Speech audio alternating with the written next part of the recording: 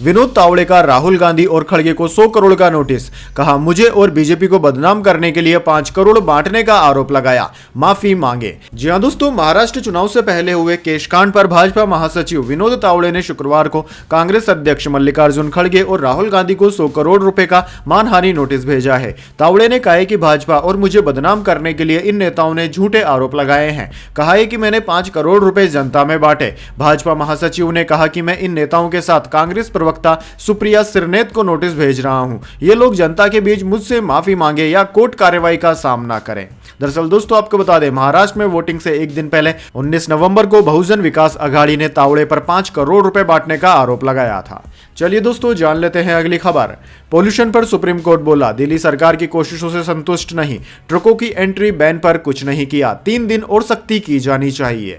जी हां दोस्तों, supreme court ने दिल्ली में प्रदूषण को लेकर शुक्रवार को दिल्ली की आम आदमी पार्टी सरकार को फटकार लगाई। अदालत ने कहा कि दिल्ली सरकार की कोशिशों से हम संतुष्ट नहीं है। सरकार ने ट्रकों की एंट्री रोकने के लिए कुछ भी नहीं किया है। सुप्रीम कोर्ट ने कहा कि 113 एंट्री पॉइंट पर सिर्फ 13 सीसीटीवी क्यों है। केंद्र सरकार इन सभी एंट्री पॉइंट्स पर पुलिस तैनात करे, एक लीगल टीम बनाई जाए जो यह देखे कि क्या वाकई में वाहनों की एंट्री पर रोक लगाई जा रही है या नहीं। इसके लिए हम बार एसोसिएशन के युवा वकीलों को तैनात करेंगे।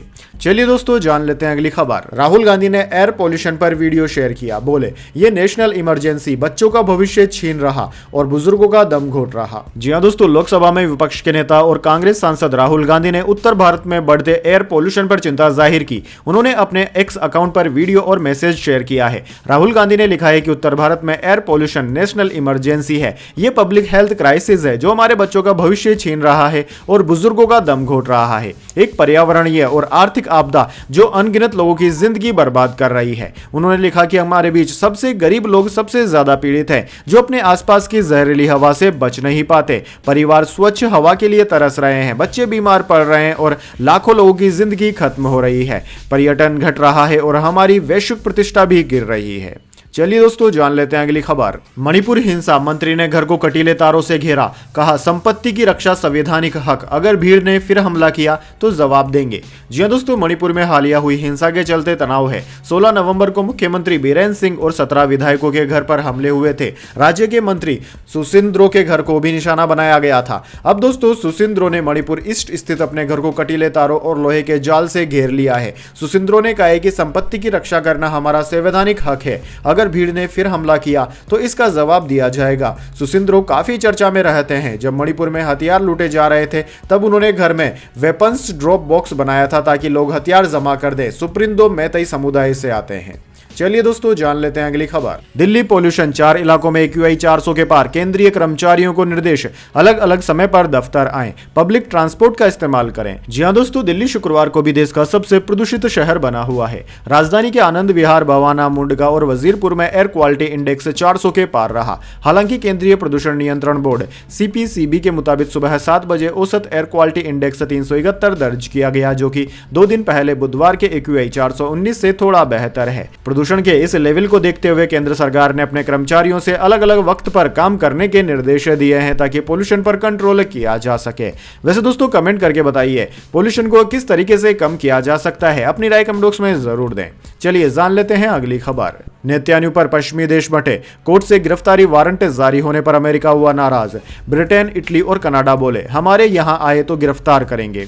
जी हां दोस्तों, इजरायली प्रधानमंत्री बेंजामिन नेतन्याहू पर अंतर्राष्ट्रीय क्रिमिनल कोर्ट ICC के लगाए वार क्राइम के आरोपों और अरेस्ट वारंट पर पश्चिमी देश आपस में बट गए हैं। न्यूज एजेंसी AP के मुताबिक अमेरिका ने गिरफ्तारी वारंट को मानने से इनकार कर दिया। वहीं ब्रिटेन, कनाडा, नीदरलैंड और इटली ने कहा है कि अगर नेतन्याहू उनके देश में आते हैं तो उन्हें गिरफ्तार किया जाएगा। इसी बीच अमेरिका ने ICC के आदेश को मानने से इनकार कर दिया। व्हाइट हाउस की प्रवक्ता कैरिन जीन पियरी कोर्ट के फैसले लेने के तरीके पर सवाल उठा रही हैं और उन्होंने इसे जल्दबाजी भी बताया। वैसे दोस्तों, अमेरिका ICC का मेंबर देश भी नहीं है। चलिए दोस्तों, जान लेते हैं अगली खबर। पर्थ टेस्ट के पहले दिन तेज गेंदबाजों का रहा जलवा, एक दिन में गिरे 17 विकेट। भारत के बाद ऑस्ट्रेलिया भी हो गया ढेर। जी हां दोस्तों, भारत और ऑस्ट्रेलिया के बीच पर्थ में खेले जा रहे पहले टेस्ट मुकाबले के पहले दिन तेज गेंदबाजों का जलवा रहा। पर्थ टेस्ट के पहले दिन कुल 17 विकेट गिरे। टीम इंडिया पहली पारी में सिर्फ 150 रन पर ऑल आउट हो गई। इसके बाद ऑस्ट्रेलिया ने दिल का खेल खत्म होने तक 67 रनों पर 7 विकेट गंवा दिए थे। भारत के लिए जसप्रीत बुमराह ने 4 विकेट झटके, वहीं मोहम्मद सिराज को 2 सफलता मिली। चलिए दोस्तों जान लेते हैं इसके बाद अगली बड़ी खबर। मिलोड में निर्दोष हूं, बेल दे दीजिए, आसाराम ने कही ऐसी बात। सुप्रीम कोर्ट ने गुजरात सरकार से मांग लिया जवाब।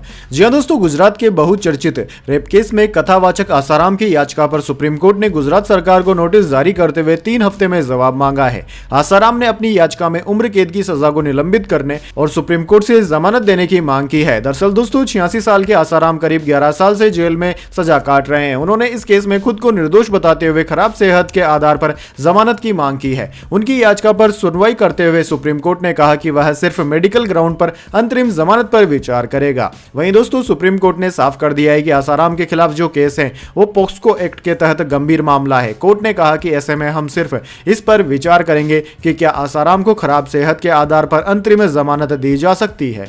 चलिए दोस्तों जान लेते हैं इसके बाद अगली बड़ी खबर। बाबा सिद्दीकी मर्डर केस में मजदूर का हॉटस्पॉट इस्तेमाल हुआ। आरोपी आकाशदीप ने इसके जरिए मास्टरमाइंड अनमोल से बातचीत की थी।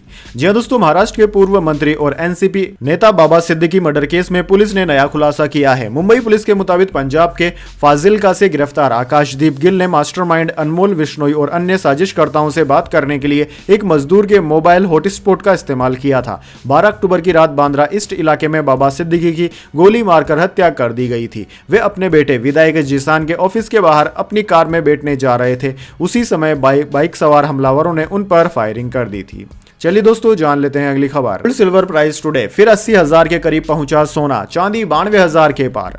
जी हां दोस्तों, सोने और चांदी की कीमतें एक बार फिर से 80,000 रुपए के करीब पहुंचने की कोशिश में है। जिस हिसाब से सोने की कीमतें लगातार बढ़ रही है उसे देखकर तो यही कहा जा सकता है कि अगले सप्ताह सोने के रेट 80,000 रुपए तक पहुंच सकते हैं। आज की बात करें तो दोस्तों आज सोने की कीमत में बढ़ोतरी हुई है। आज 22 कैरेट सोने की कीमत में 800 रुपए प्रति 10 ग्राम की बढ़ोतरी हुई। इसके बाद लेटेस्ट रेट 71,450 रुपए की जगह 72,250 रुपए हो गए हैं, जबकि 24 कैरेट सोने की कीमत 77,950 से बढ़कर 78,820 रुपए प्रति 10 ग्राम हो गई है। दूसरी ओर दोस्तों बात करें चांदी की कीमत की तो चांदी की कीमत इस वक्त 92,000 रुपए प्रति किलोग्राम पर जा पहुंची है। चलिए दोस्तों जान लेते हैं अगली खबर। पूर्व मुख्यमंत्री से 1000 गुना बेहतर है सीएम आतिशी, केजरीवाल पर दिल्ली के एलजी ने कसा तंज। जी हां दोस्तों, दिल्ली के उपराज्यपाल और दिल्ली सरकार के बीच की तल्खी जगजाहिर है। सरकारी फाइलों और विकास परियोजनाओं को लेकर ज्यादातर दोनों आमने सामने ही रहते हैं, लेकिन शुक्रवार को एक ऐसा मौका आया जब दिल्ली के एलजी ने दिल्ली की मुख्यमंत्री की मौजूदगी में उनकी तारीफ की। दरअसल दोस्तों एलजी वीके सक्सेना शुक्रवार को IGDTUW यानी कि इंदिरा गांधी दिल्ली महिला तकनीकी विश्वविद्यालय के दीक्षांत समारोह को संबोधित कर रहे थे। इस समारोह में दिल्ली की मुख्यमंत्री आतिशी भी मौजूद थी। अपने भाषण में एलजी ने कहा कि मुझे खुशी है कि आज दिल्ली की मुख्यमंत्री महिला है। उन्होंने आगे कहा कि मैं बड़े विश्वास के साथ कह सकता हूं कि यह अपने पूर्ववर्ती से 1000 गुना बेहतर है। दोस्तों जाहिर सी बात है कि एलजी की यह टिप्पणी दिल्ली के पूर्व सीएम और आम आदमी पार्टी के राष्ट्रीय संयोजक अरविंद केजरीवाल पर तंज था। चलिए दोस्तों जान लेते हैं अगली खबर। छत्तीसगढ़ के सुकमा में मुठभेड़ में 10 नक्सली मारे गए, सभी शव और 3 ऑटोमेटिक हथियार बरामद। जनवरी से अब तक 207 नक्सली हो चुके हैं ढेर। जी हां दोस्तों, छत्तीसगढ़ के सुकमा जिले में सुरक्षा बलों ने 10 नक्सलियों को मार गिराया। मौके से सभी के शव और 3 ऑटोमेटिक हथियार भी बरामद किए गए हैं। भेज्जी के दंतेसपुरम, कोरा झुंगुड़ा, नागाराम के जंगल में डीआरएफ और सीआरपीएफ की कोंटा और क्रिस्टाराम एरिया कमेटी के नक्सलियों के साथ मुठभेड़ हुई। दोस्तों इलाके में सर्चिंग अभी भी जारी है। पिछले 1 साल में 1 जनवरी से लेकर 22 नवंबर तक अब तक 207 नक्सली मारे जा चुके हैं। चलिए दोस्तों जान लेते हैं अगली खबर। महाराष्ट्र में हो रही है सीएम पद पर खींचतान, अजीत पवार के पोस्टर लगे, महायुति से अगला सीएम बताया गया। एमवीए के पटोले बोले कांग्रेस की अगुवाई में सरकार बनेगी। जी हां दोस्तों, विधानसभा चुनाव के नतीजों से एक दिन पहले महाराष्ट्र में नए सीएम को लेकर प्रेशर पॉलिटिक्स शुरू हो गई है। बारामती में एनसीपी अजीत गुट के चीफ अजीत पवार को भावी मुख्यमंत्री बताए जाने वाले पोस्टर लगाए गए हैं। अजीत बारामती से ही विधानसभा चुनाव भी लड़ रहे हैं। उधर दोस्तों महाविकास अघाड़ी खेमे में भी मुख्यमंत्री को लेकर खटपट शुरू हो गई है। कांग्रेस नेता नाना पटोले ने कहा कि महाराष्ट्र में कांग्रेस के नेतृत्व में महाविकास अघाड़ी की सरकार बनेगी। ट्रेड से ऐसा लगता है कि कांग्रेस को ज्यादा सीटें आएगी, इसलिए सरकार कांग्रेस की अगुवाई में बनेगी। चलिए दोस्तों जान लेते हैं अगली खबर। कुरुक्षेत्र में 18 दिन तक चलेगा अंतर्राष्ट्रीय गीता जयंती महोत्सव। मुख्यमंत्री सैनी ने दी जानकारी। तंजानिया बनेगा कंट्री पार्टनर और ओडिशा होगा सहयोगी राज्य। जी हां दोस्तों, हरियाणा के मुख्यमंत्री नायाब सैनी ने चंडीगढ़ में प्रेस वार्ता कर अंतर्राष्ट्रीय गीता जयंती महोत्सव के कार्यक्रम की घोषणा की। इस मौके पर ओडिशा के कैबिनेट मंत्री सूर्यवंशी सूरज और तंजानिया की हाई कमिश्नर अनिशा और स्वामी ज्ञानानंद भी मौजूद रहे। मुख्यमंत्री ने बताया कि अंतर्राष्ट्रीय गीता महोत्सव का इस बार 28 नवंबर से 15 सितंबर तक आयोजन होगा। यह आयोजन 18 दिन तक चलेगा। 2016 से यह महोत्सव चल रहा है। इस महोत्सव में लाखों की संख्या में श्रद्धालु यहां आते हैं। मुख्यमंत्री ने बताया कि इस मेले को देश विदेश में लोकप्रियता मिल रही है। चलिए दोस्तों, जान लेते हैं अगली खबर।